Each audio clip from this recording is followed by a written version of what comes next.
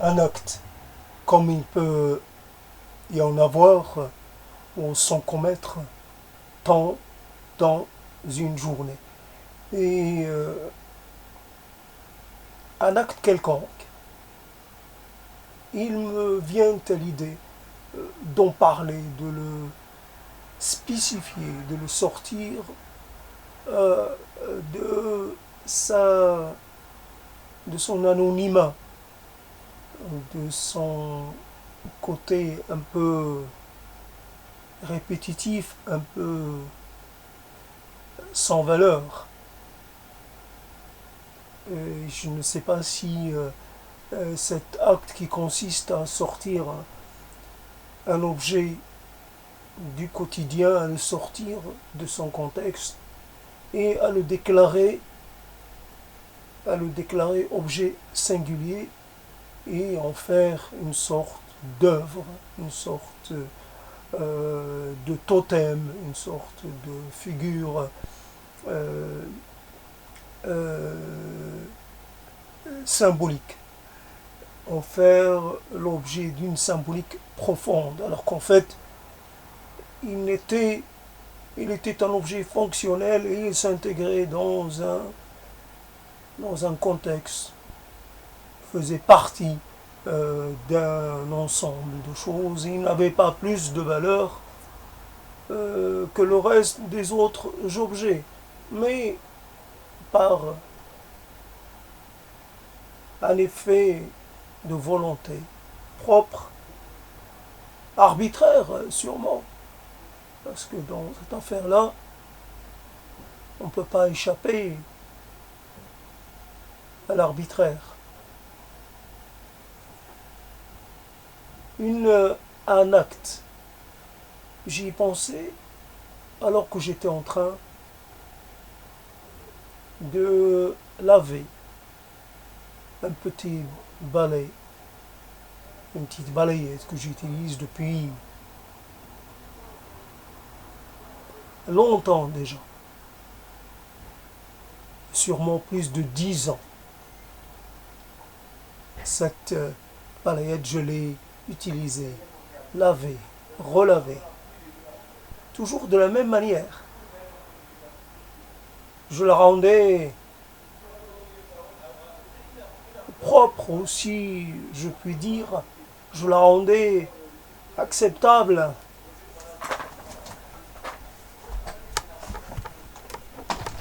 je la rendais réutilisable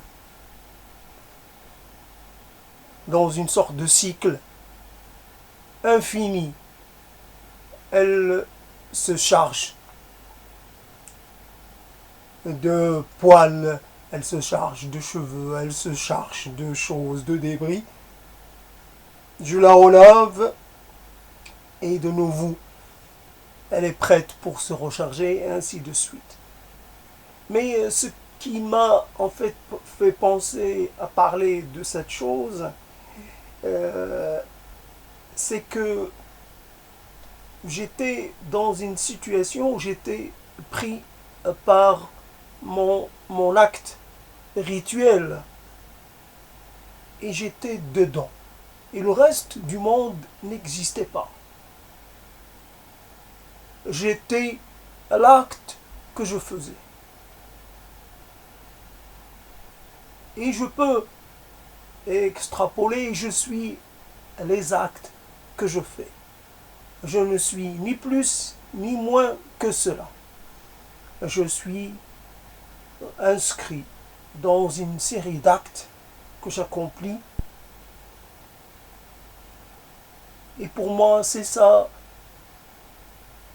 exister. Je ne demande rien de plus que de pouvoir faire cela. Évidemment, le rapport qu'on a avec un objet qui se trouve dans notre environnement, un objet que nous utilisons, cet acte, ce rapport, est assez... et il ne nous concerne que nous. je ne peux pas expliquer à quelqu'un comme ça, lui dire que ce bol, je l'ai depuis plus de 20 ans. C'est vrai, ce bol, il commence à donner des signes de vieillissement. Il y a les signes du passage du temps sont là. Il est peut-être fissuré, il est peut-être ébréché, il faut le jeter. Mais seulement, ce bol, il me relie à une période passée de ma vie.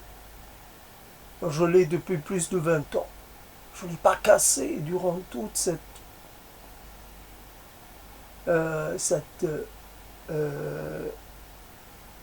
comment dire, cette période-là. Je ne l'ai pas, je l'ai gardé, je l'ai utilisé, réutilisé. Peut-être que d'autres gens l'ont utilisé avec moi, qui m'ont un peu accompagné dans ce lieu pendant quelque temps. Les gens sont partis, le bol est toujours là. C'est-à-dire que ce bol, il a aboli un peu le passage du temps. Il ne s'inscrit pas dans une temporalité, comment dire, classique. Son espérance de vie est assez, comment dire, est assez ouverte. Et je peux dire que lui, c'est un élément stable, plus stable que plein de choses. Il y a comme ça des éléments de stabilité. Je peux me revendiquer de cette relation. C'est une relation dans laquelle il y a toujours un peu une sorte de rapport sans problème particulier. J'utilise le bol, bon, je ne parle pas, je ne communique pas avec lui, je l'utilise, je le réutilise, je le réutilise et bon, je peux aussi lui faire, comment dire, faux bon, je peux utiliser un autre bol qui lui est beaucoup moins ancien. Et voilà. Souvent, il y a des bols qui s'ébrèchent, mais qui ne se fissurent pas. Des bols plus récents se sont fissurés. Il y a comme ça... alors l'acte, voilà à quoi j'appartiens. Un peu, cet acte annule un peu le monde. Il le fait disparaître. Je sais que je suis là, j'exécute une série d'actes, mais qui ne me demandent pas de m'engager personnellement, idéologiquement, sémantiquement, peu importe, ils ne me demandent rien. Ils me demandent juste un peu de mon temps.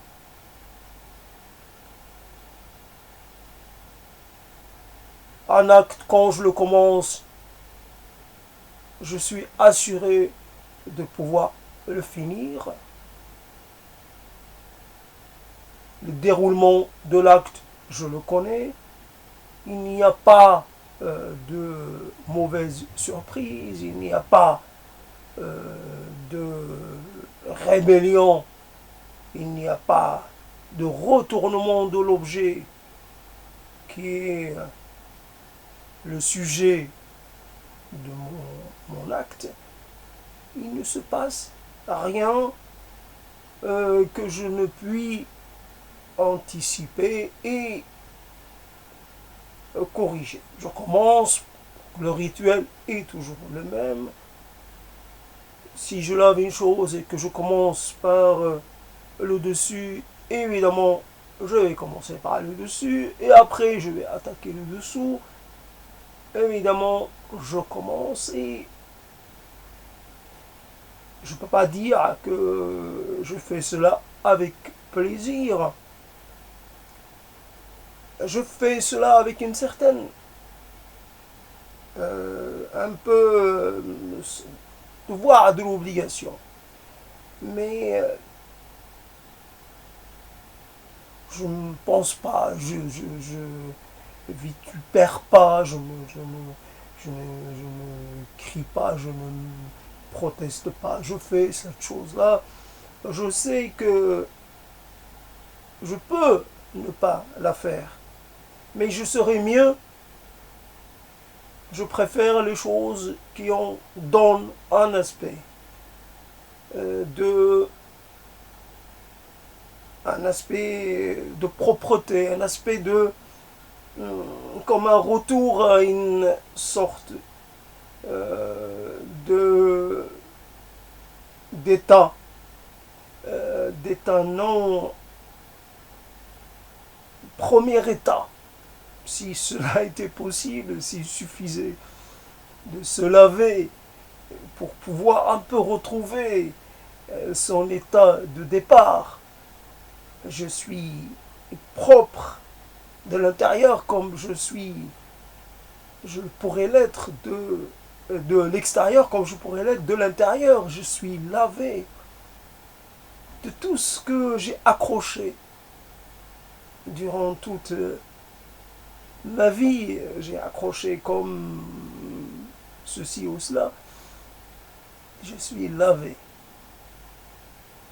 C'est sûr que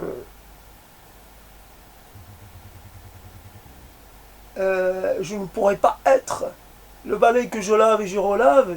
Et bien sûr, il n'est plus aussi entier.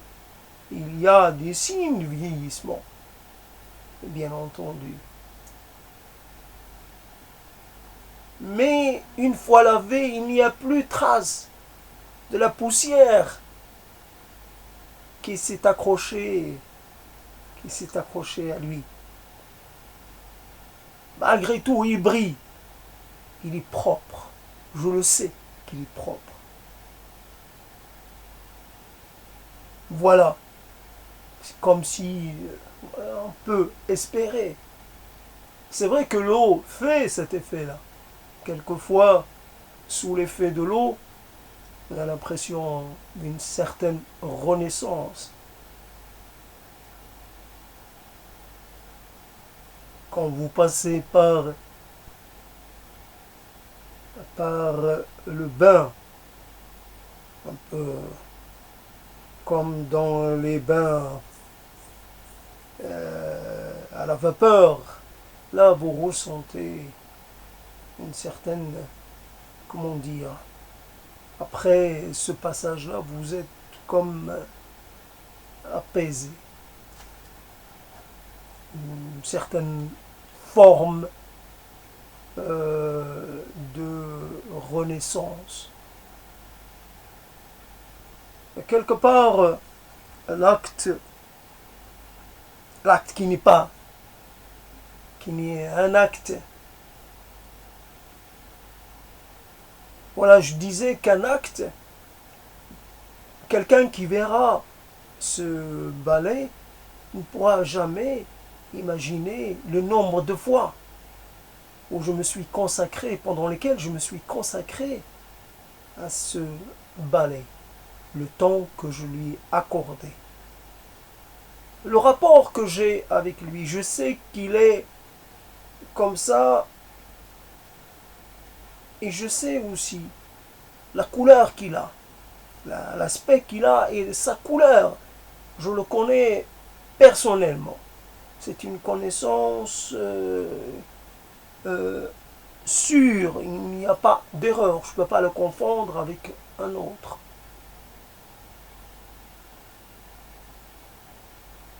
Il constitue un élément essentiel dans mon environnement.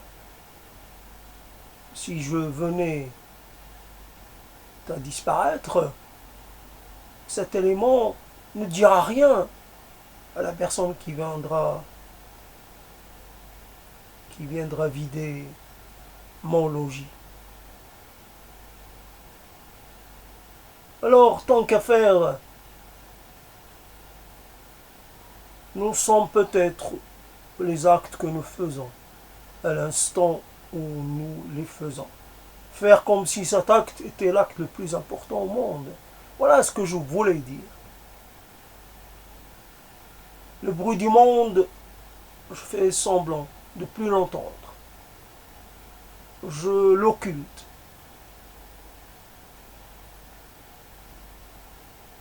Je suis dans mon moment. Et j'appartiens à ce moment. J'appartiens à rien d'autre.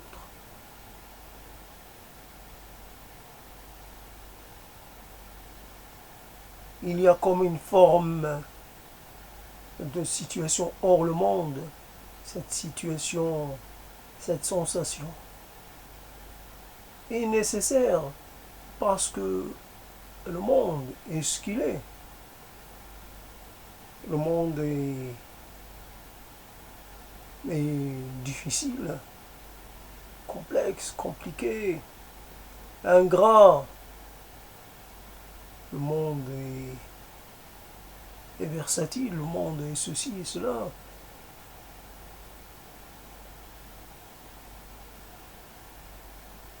Alors, quand on n'est pas, on n'appartient pas à ce monde, quand on ne se sent pas dans les choix qu'il nous offre, dans le chemin qui nous impose de suivre. Moi, je n'accepte peut-être qu'il y a beaucoup de chemins, mais mon chemin, moi, il n'existe pas. Tout ce qui m'a été offert, ben, fondamentalement, ça ne me correspondait pas. Il y a un autre chemin que je n'ai pas réussi à inventer. Je n'ai pas... Il est peut-être dans les mots. Et encore que, vu le caractère assez peu inédit de ces mots, un caractère assez peu original, ça n'a pas, ça ne peut pas attirer, ça ne peut pas donner une idée claire et une idée sur la chose à laquelle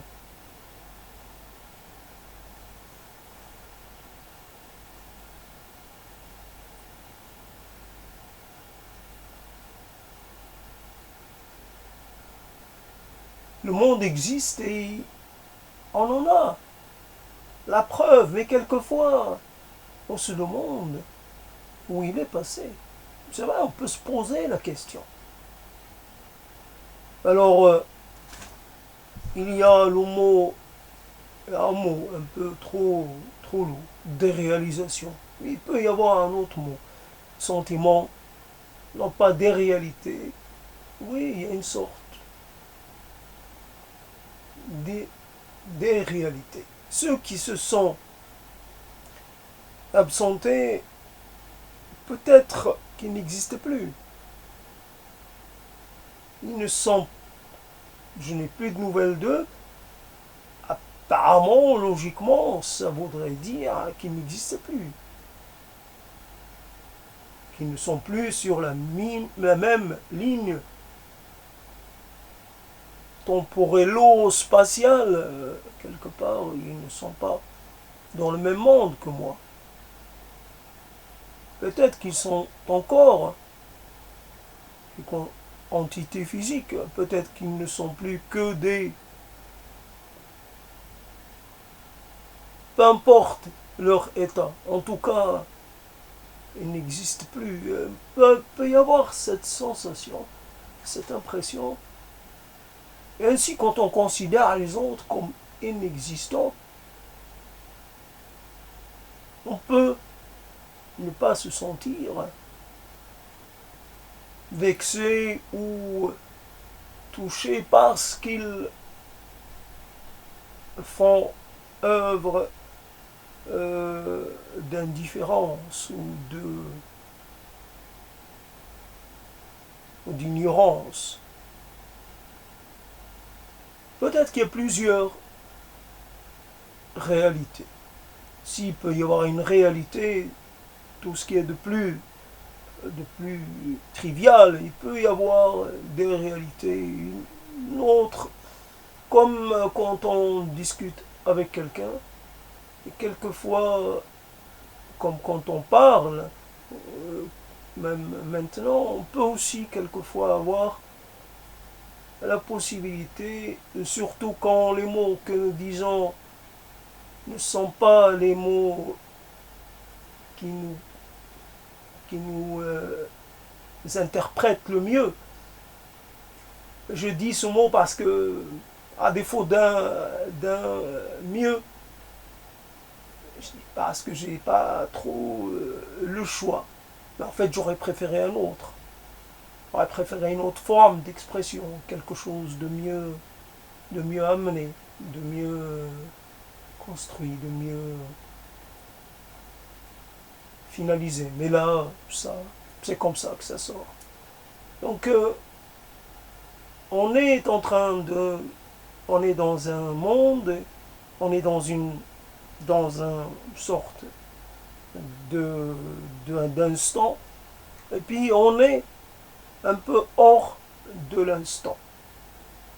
Comme quand vous voulez, en fait, vous êtes en face de quelqu'un que vous ne connaissez pas, vous entamez une, une conversation et vous n'êtes pas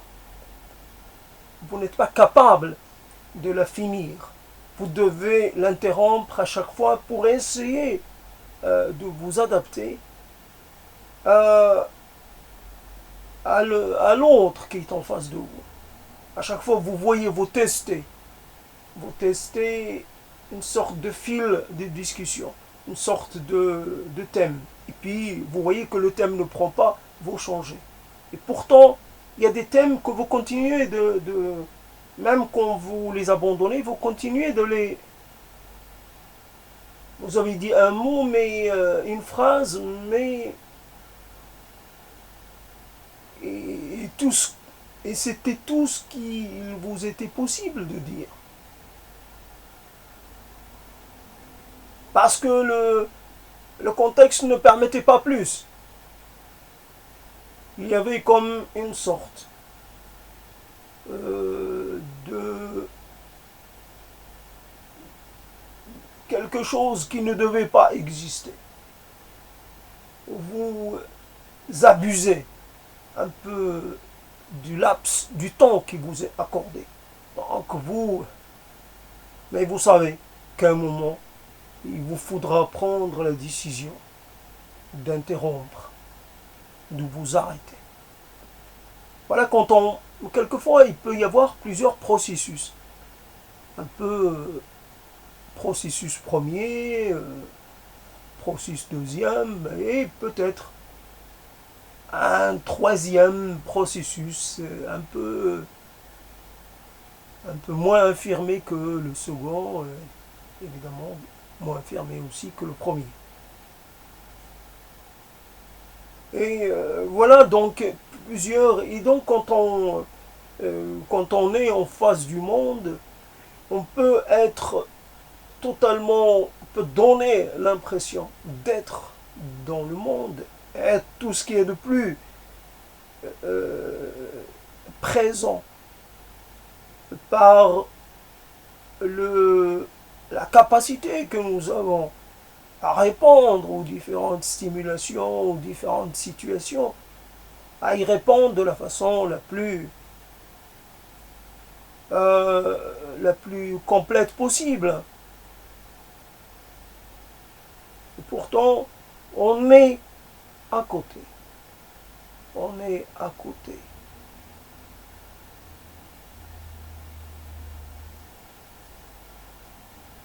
Ouais. Il y a quelque chose de l'ordre. Donc les réels, c'est un peu la chose rêvée, la chose un peu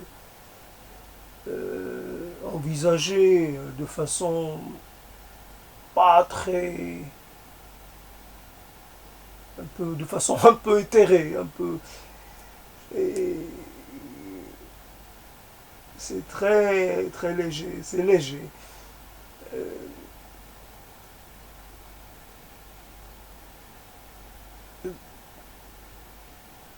un peu cette idée du rêve. Le rêve, on a envie quelquefois, et je sais même pas, quelquefois, on pourrait dire, il nous a un peu semblé intéressant de nous souvenir de nos rêves, quelquefois. Et puis finalement, on se rend compte que les rêves, souvent, c'est un moment, ça peut être un moment difficile. Et il n'y a aucun intérêt finalement à s'en souvenir, à part si on veut les traduire sous une forme, j'allais dire, esthétique, en faire matière à création. Mais sinon, on peut aussi en faire une matière à récit, mais quelque chose à raconter à l'autre. Mais fondamentalement, les rêves sont faits pour disparaître au petit matin, au réveil. Parce que c'est ça leur destinée. Ils ne doivent pas survivre.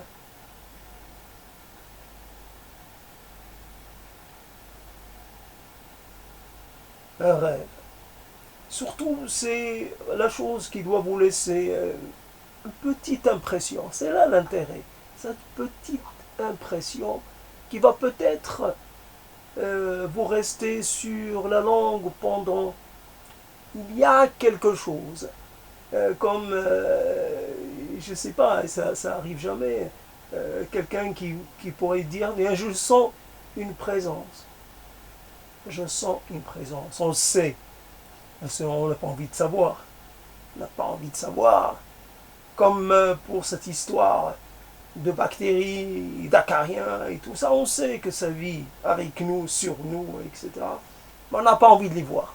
On n'a pas envie de prendre une sorte de microscope et essayer de voir à quoi ça ressemble. On vit avec, aucun problème. Des bactéries à l'extérieur, des bactéries à l'intérieur, tout ce qu'on veut, pas de problème. Comme il pourrait y avoir des multitudes de gens, d'esprits, de gens invisibles, qui nous accompagnent, qui sont avec nous, qui nous regardent vivre. Mais ça ne nous importe pas. Du moment qu'on ne les voit pas, ils n'existent pas. Mais voilà un peu le rêve, c'est comme cette présence.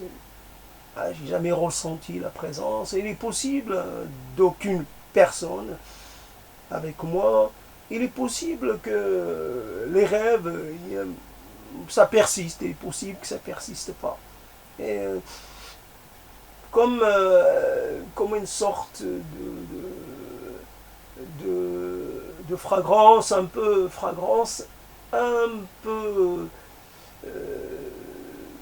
lointaine, mais encore. Le monde existe ou n'existe pas. Voilà toute la question. Toute la question. Le monde, d'ailleurs, le monde de n'importe quelle chose du monde la plus insignifiante au possible, il y a là une histoire à raconter.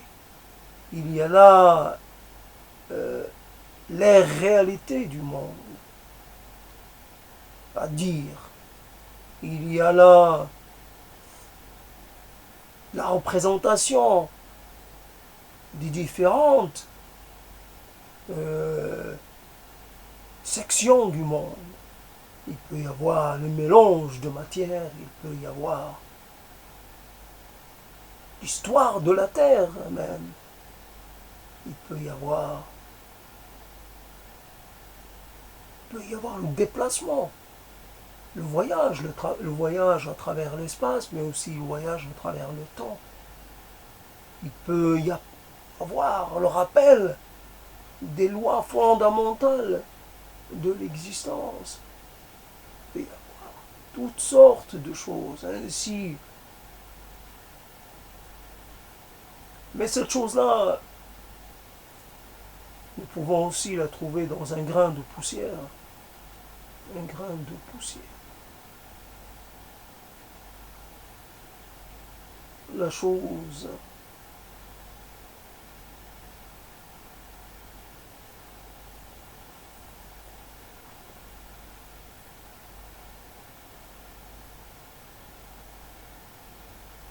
c'est une manière de un peu de figer quelque chose avec un peu de retard.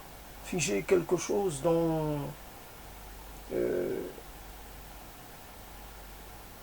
il pourrait y avoir figé quelque chose dans une sorte d'immobilité.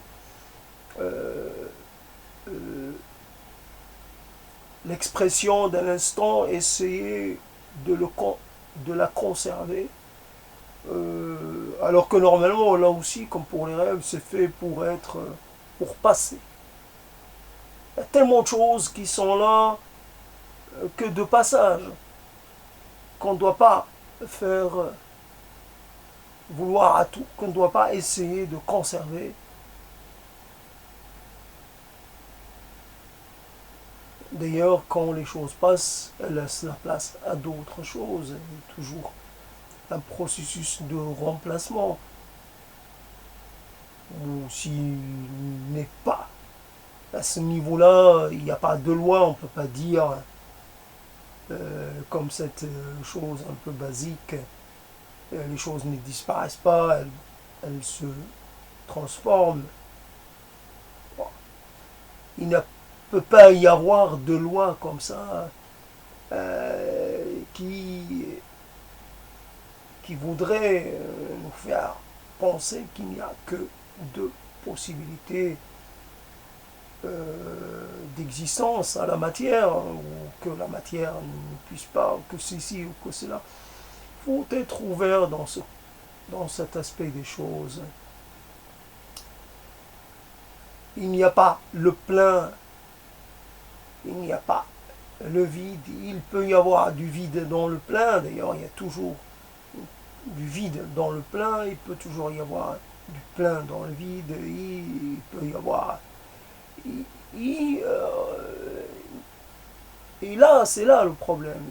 Pourquoi je dis toujours, rien ne garantit, rien ne me permet de dire cela, d'avoir cette affirmation comme cela. Que le vide n'est pas vide, que le plein n'est pas plein, et que ces deux termes-là ne sont que des sortes de, comment dire, comme quand on appelle quelqu'un, on le nomme d'un prénom dont on ne connaît même pas la signification. Un prénom qui vient de très loin. Alors on a oublié ce qu'il signifiait. On peut appeler quelqu'un Christian sans savoir que Christian c'est chrétien, tout simplement. Et Christian devient Christ. On affirme, alors que la personne ne va même pas être baptisée. Christian sans qu'il ait été le moindre du monde baptisé, sans qu'il connaisse les différents registres de la voie chrétienne. Et puis, voilà, on peut appeler quelque chose vide et quelque chose plein, parce c'est comme ça qu'on a été formé à nommer une chose qui présente un aspect comme ça. Je dis, cet aspect, c'est ça le vide. Et ça, le reste, c'est le plein.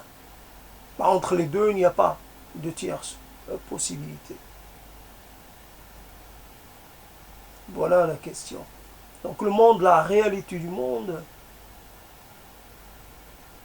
ne tient à rien. Est-ce que le monde a besoin d'être réel?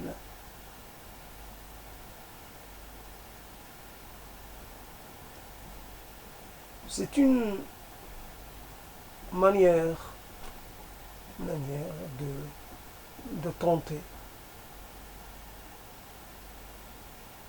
de s'extraire, ne serait-ce que par les mots, encore que ces mots-là ne sont un peu impuissants à faire cela.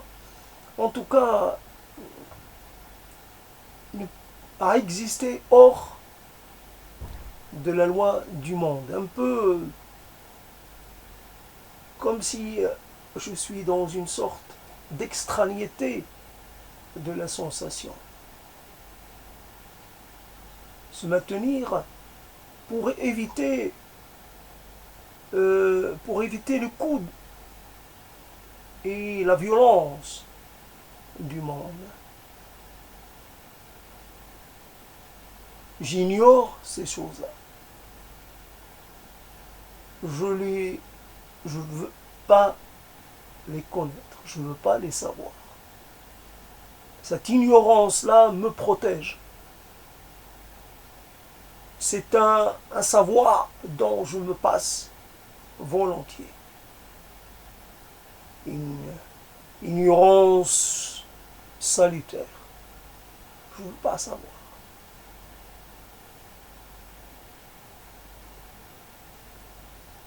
C'est cela qui fait que je me concentre.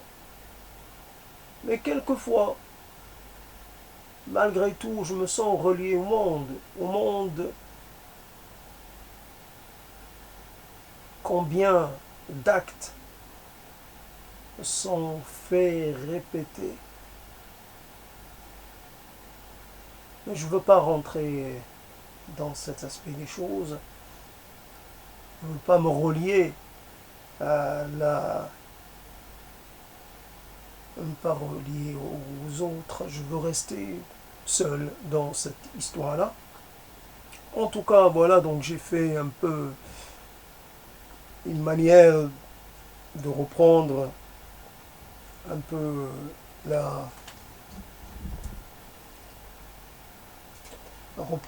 cet acte de tenter de dire avec les mots ce que je ne peux pas dire avec mon corps, avec mes gestes.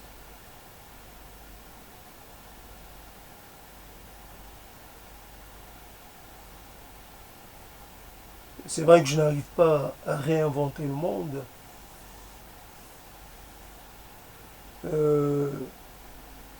C'est vrai que la langue que j'utilise est une langue dont quelque part que j'utilise un peu malgré moi, fondamentalement. Je n'ai pas le choix de cette langue. Un peu, c'est l'histoire qu'il a voulu. C'est mon histoire, c'est une histoire plus grande que moi. Ouais, c'est quelque chose qui a commencé il y a longtemps.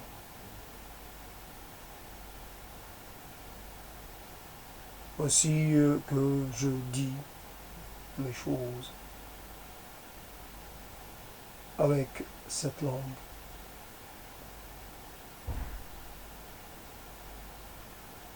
Qui suis-je moi dans cette langue? Qui suis-je dans cette langue?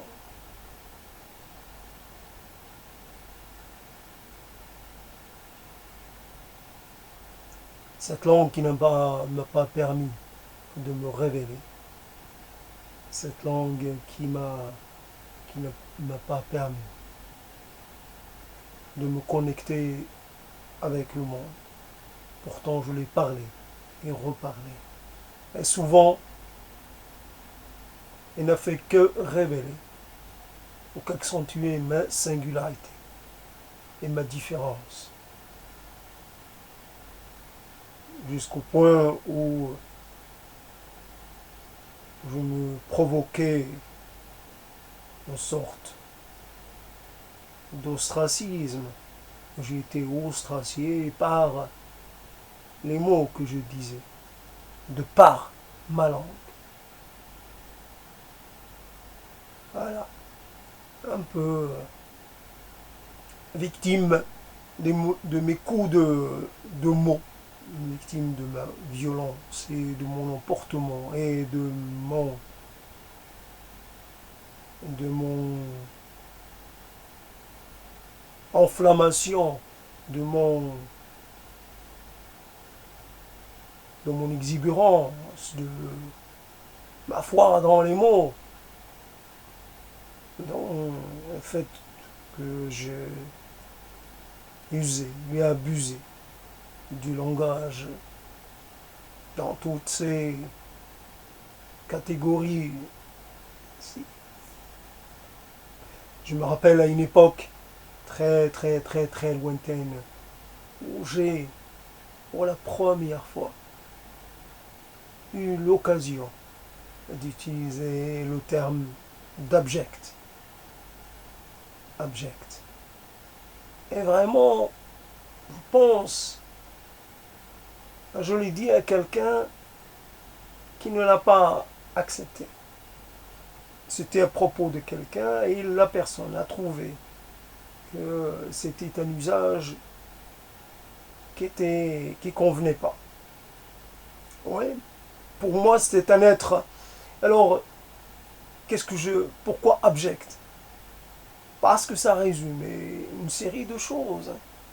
On a pu dire violent, méchant, vraiment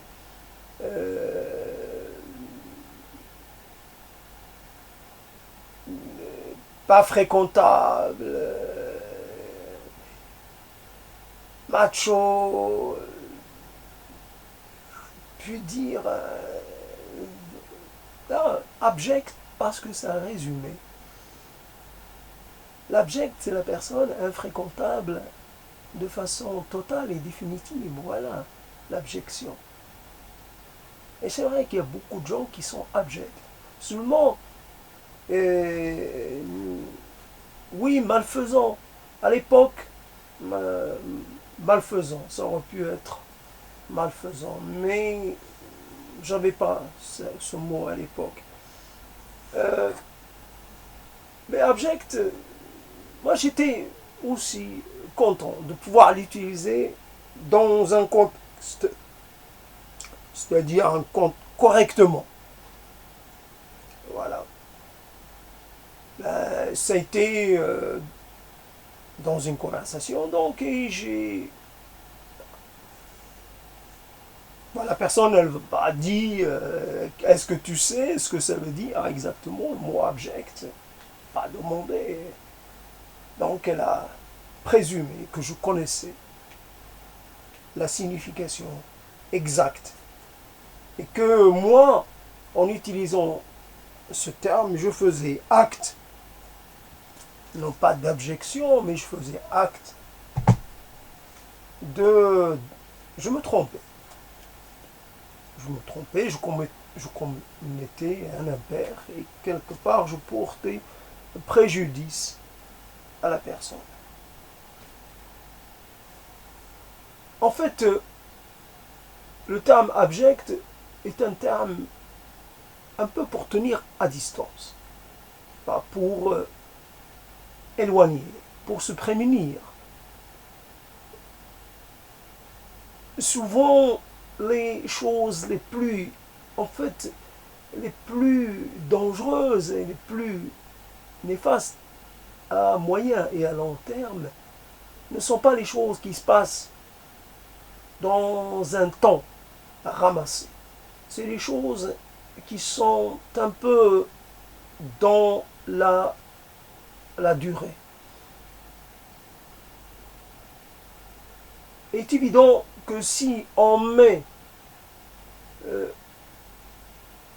un livre, quand on pense au livre Mon combat qu'on tente de rééditer, et donc à mettre entre toutes les mains et Alors le problème, qu'est-ce qu'il y a dedans? Qu'est-ce qui va cheminer comme idée et comme explication, comme vision du monde? Et sur le long terme, et quand vous avez une fréquentation, et que cette fréquentation qui qui est apparemment pas abjecte, qui est quelqu'un de très sociable, de très fréquentable, mais qui finalement va avoir un peu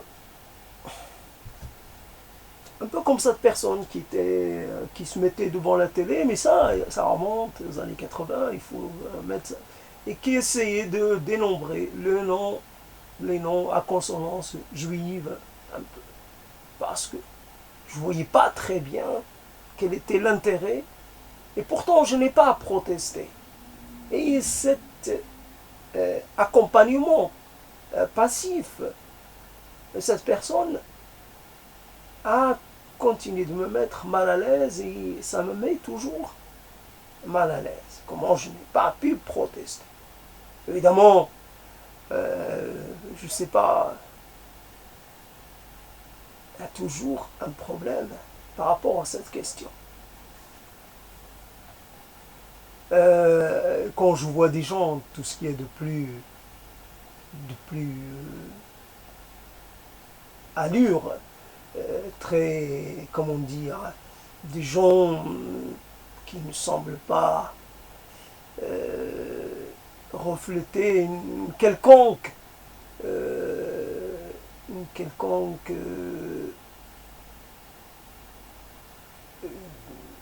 mauvaise pensée, je sais pas, des gens qui paraissent, je sais pas, j'aurais pu m'avancer, tiens, bonjour, ça va?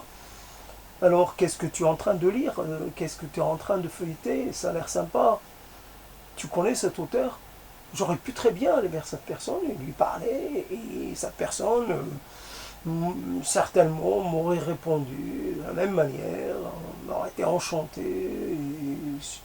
Mais là, c'était quelqu'un qui feuilletait mon combat encore une fois. Et là, c'était évidemment mon combat en arabe, parce qu'il était vendu comme ça, partout, et à la portée de n'importe qui. Quelqu'un, qu'est-ce que cette personne peut comprendre du contexte? Elle ne va pas acheter le livre. A priori, c'est le feuilleté. Mais ce livre, il n'est pas, peut-être pas dans les bibliothèques, mais il est dans les esprits des gens. Les gens pensent, et c'est vrai, moi aussi j'en ai fait partie, que le mot mon combat, traduit en arabe, ça fait pas pareil, ça sonne pas pareil. Ça avertit pas. Ça avertit pas comme Mein Kampf, ça avertit. Tout de suite, on sait de quoi il s'agit. On sait qu'il faut que là, on en fasse quelque chose de dangereux. Alors que Kifahi, mon combat, ça peut être, n'importe qui peut mettre comme ça titré mon combat, ma vie, ma biographie, mes luttes, mon parcours. Simplement, nous sommes tous des combattants, hein, dans un certain sens, combattants de la vie, combattants pour ceci et pour cela. Combattons nos démons intérieurs, nous combattons les forces totalisantes, nous combattons tout. Et puis, nous... voilà un peu la chose.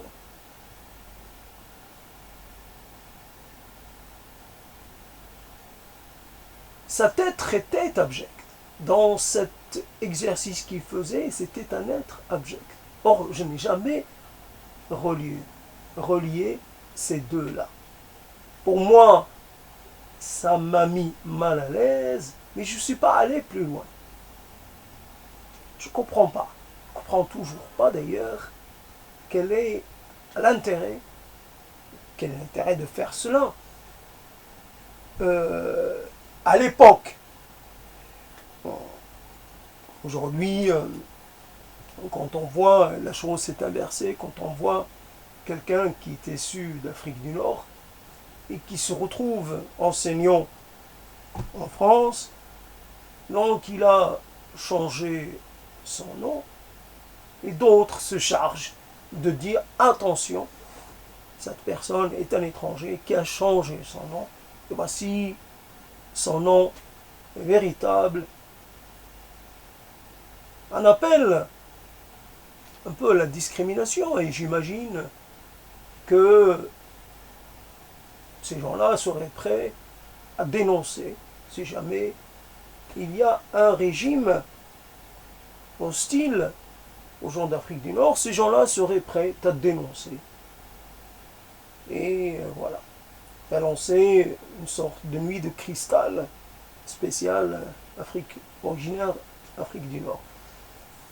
Et à ce moment-là, la question juive, ça deviendrait la question nord-africaine, ou la question arabe, ou la question, peu importe, ça deviendrait de l'intérêt de prendre, de lire, c'est la chose que je n'ai pas faite, de lire la question juive et d'essayer de l'appliquer.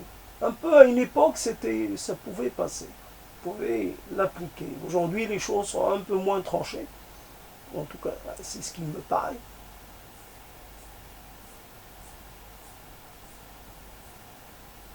C'est ce qui semble un peu, commence à y avoir un peu de mélange, un peu moins de... Les choses sont beaucoup moins tranchées, mais évidemment, si jamais il y a un problème, un régime particulier,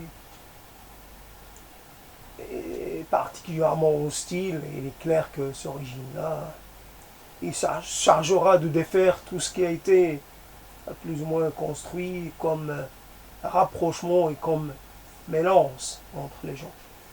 Voilà, quelque part, un peu dans cette histoire d'abject, le mot abject, ce n'est pas d'accepter. C'est vrai qu'il y a des combats, nous ne les pensons pas fondamentaux. Quand on est en face de quelqu'un et quand on est relativement dans une sociabilité agréable, socialisation agréable, on n'a pas envie de se lancer dans une sorte d'opposition frontale, déclarer la guerre à quelqu'un. Et pourtant,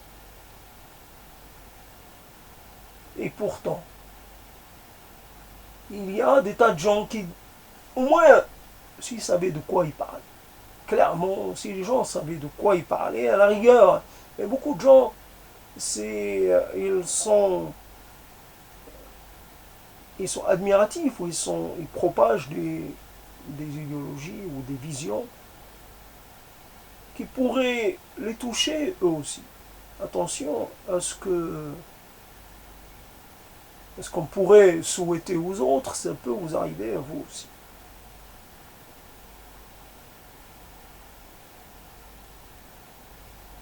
Voilà quelque part un peu cette histoire, cette déclinaison. Aujourd'hui, on est venu chercher mon voisin, comment dire, on est venu chercher mon voisin, je n'ai rien dit. Enfin, avant-hier, on est venu chercher. Hier, on est venu chercher mon frère, je n'ai rien dit. Demain, on va venir me chercher. Il y a un peu cette histoire, voilà. Donc,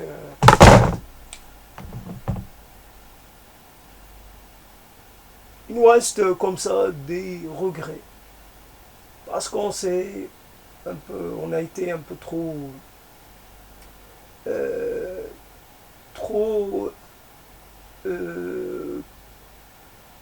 on a trop temporisé, on a été un peu trop et puis aussi on s'est laissé avoir par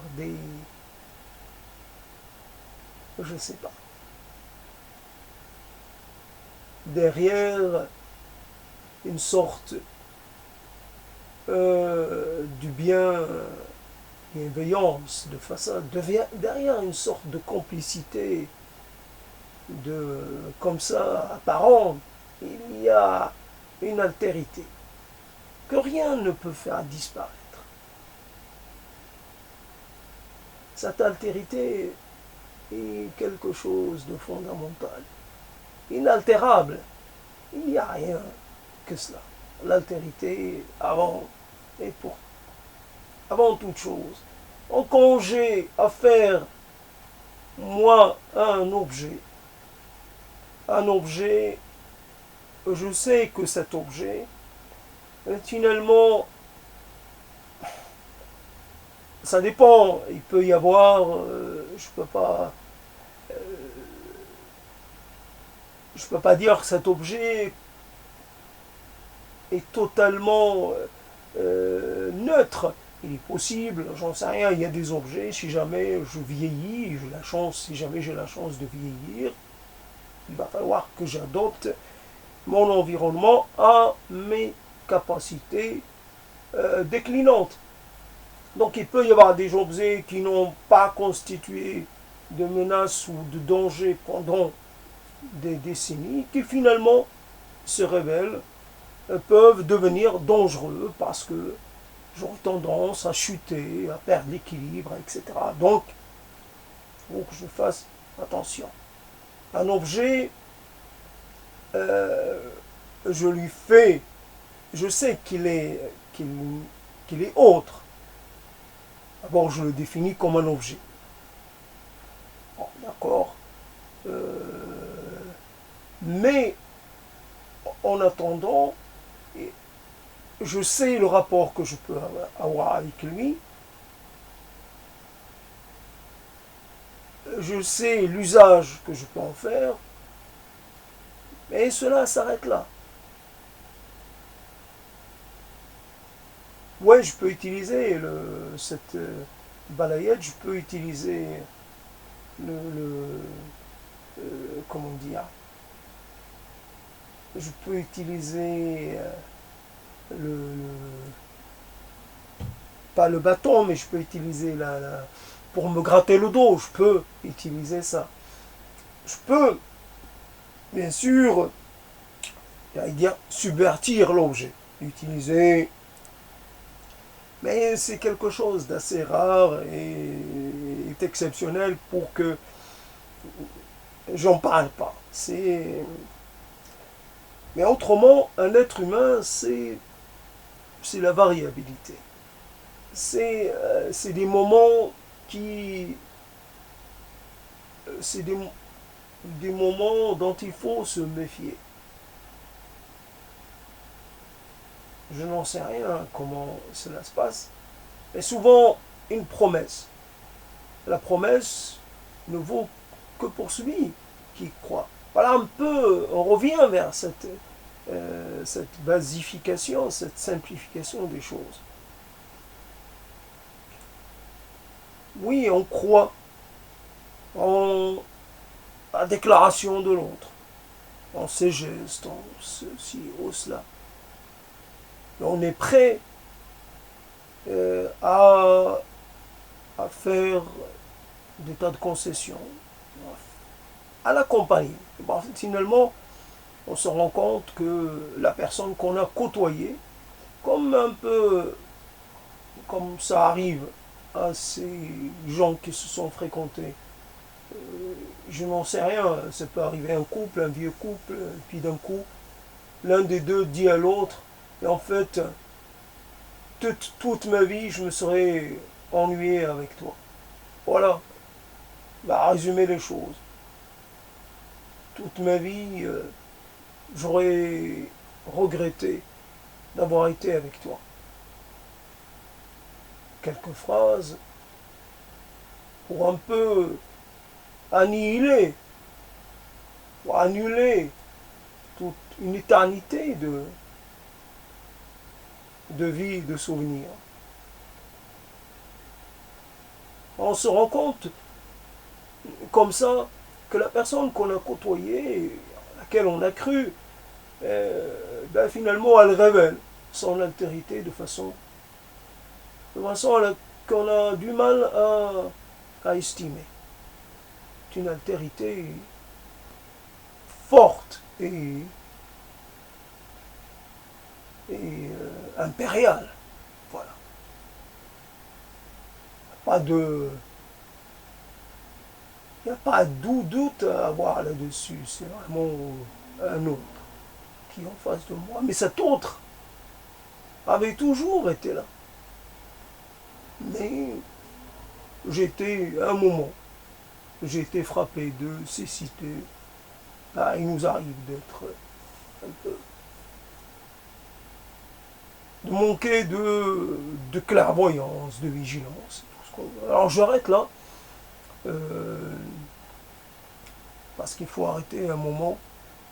Et puis j'ai prouvé à moi-même que je pouvais reprendre la parole après m'être arrêté pendant un moment. Toujours cette problématique ou ces problématiques diverses. Après, c'est d'aller au-delà en fait du regret, c'est-à-dire à ne plus être concerné par rien.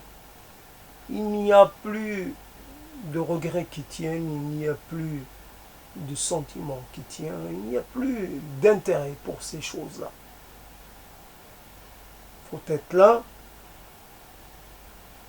pour répondre présent quand notre estomac réclame, pour répondre, se lever, pour faire ceci, faire autre chose, puis une série de choses comme ça, dans le temps appelé journée, puis autre chose, le soir, et puis on s'arrête, à un moment on s'arrête, et on reprend après, dans la chose appelée lendemain. Lendemain, on reprend. Peut-être qu'on va reprendre la même chose, on va faire pareil. Mais il n'y a pas de problème, il n'y a rien à souligner, c'est cela l'intérêt. L'intérêt, c'est la continuité. La continuité jusqu'à arriver à la fin de la continuité. Puis après, il n'y a pas de problème. Il n'y aura pas de problème.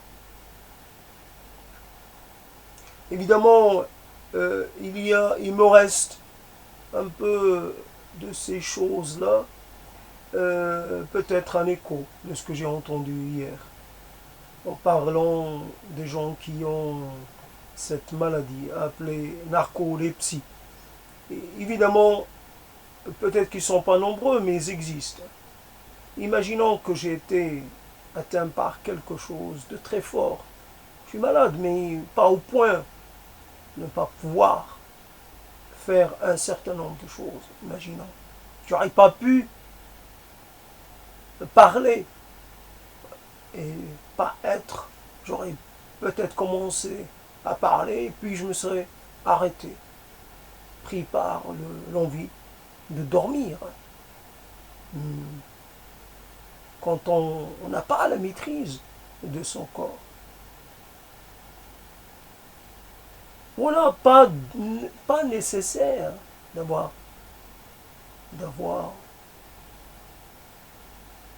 pas nécessaire d'avoir des sentiments pour continuer. Pas à apprécier les choses ou à les déprécier. Pas rien. Peut arriver à une neutralité par rapport aux choses. Ne plus juger les choses. Ne plus se disposer par rapport aux choses. J'ai pris un engagement avec une série de plantes de par ma volonté. Ma volonté et qui est devenue une charge. J'ai pris la décision de les lancer dans le processus vital. Elles ont poussé. j'en ai déplacé. Je dois en prendre soin. Voilà une chose. Qu'est-ce que je voulais dire par là? Bah, j'ai oublié.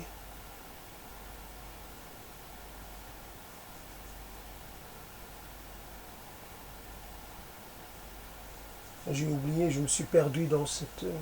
Un peu, j'ai perdu l'idée. En tout cas, euh,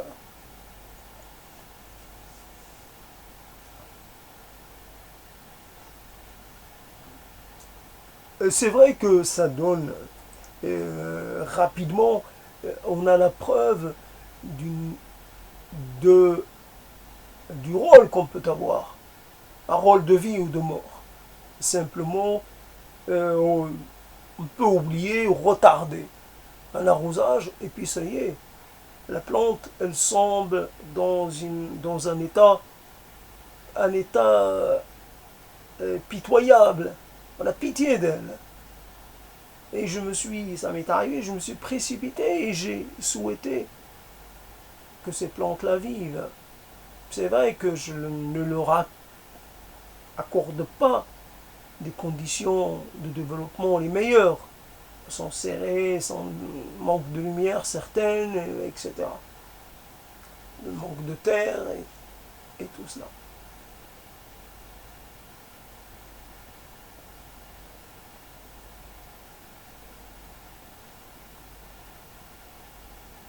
Et comme on peut s'extraire du bruit du monde, s'extraire aussi un peu euh, le bruit et la fureur du monde,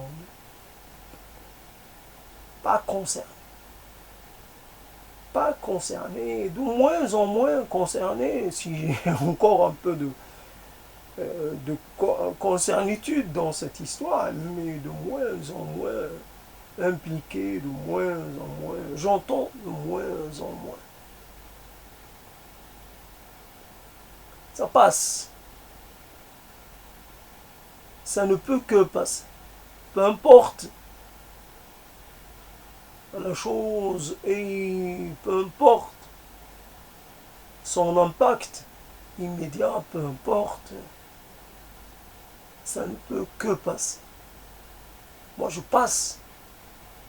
Est-ce que je vais me m'occuper ou m'inquiéter pour les choses qui passent aussi, puisque moi, je suis quelqu'un qui passe.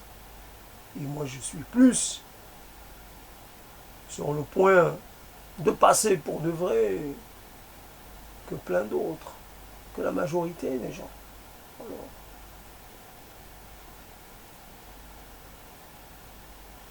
je ralentis un peu,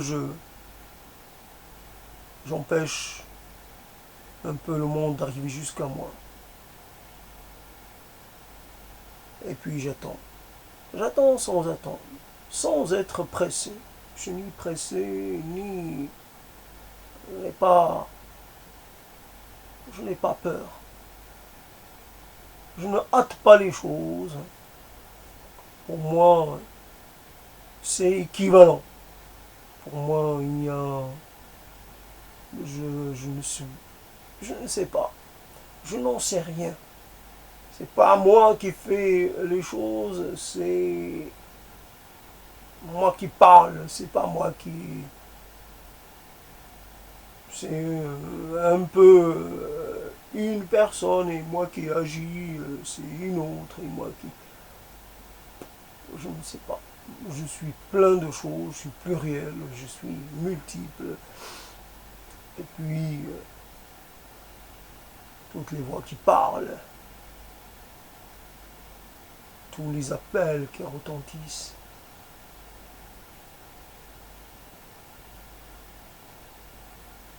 Voici venu le temps de l'appel.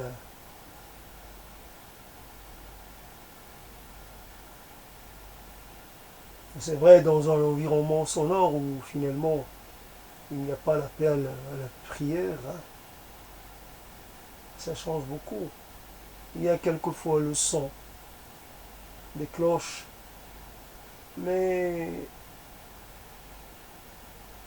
autrement, il se passe rien. L'hélicoptère qui accompagnait les gilets jaunes, il s'est tué. Les gilets jaunes se sont un peu éclipsés donc l'hélicoptère et on n'entend rien. Même le chant des oiseaux, c'est fini. C'est passé la période des accouplements, la période des appareillements. C'est fini. Alors, il reste quoi? Il reste qu'on va basculer sur l'automne. L'été va se terminer, on va passer à autre chose. On va rentrer dans une période encore plus silencieuse. C'est comme cela. Peut-être il y aura le retour de l'hélicoptère. Le monde.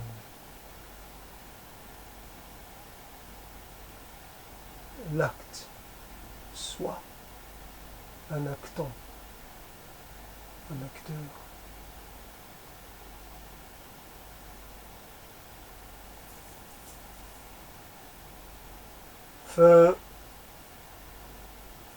Fin de. Et c'était quelque chose un peu dans l'après-midi,